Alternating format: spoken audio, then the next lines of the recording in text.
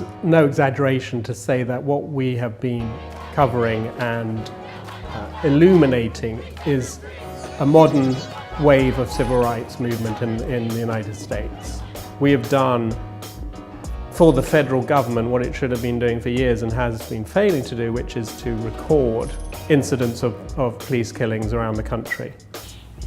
My son was killed in Portsmouth, Virginia, at a Walmart store by an officer who didn't question him or get in contact with his mother. But I think also we brought in the Great Guardian tradition, we brought our analysis to bear on putting that in context.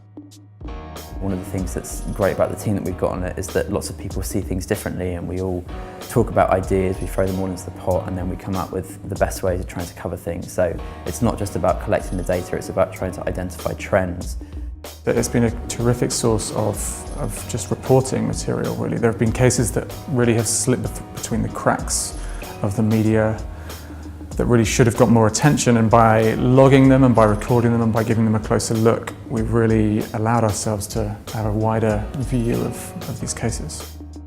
I helped the Counter Project report a story about a man who died in police custody. He had several mental illnesses. This case showed us how complex the human stories behind these numbers really are.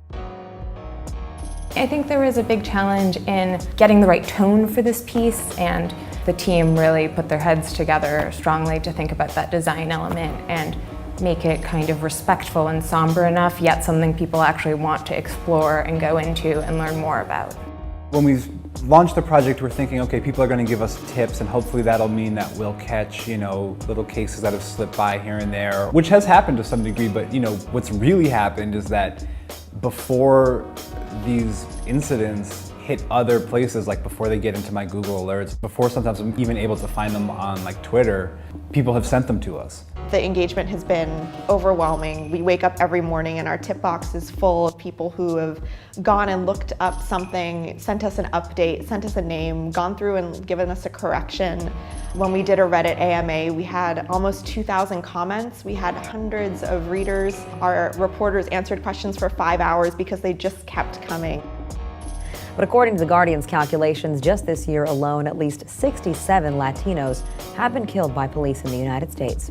I think what the figures show is we definitely need this sort of data before we can have this discussion about whether certain police forces are racist, about whether black people, Hispanic people are unfairly targeted.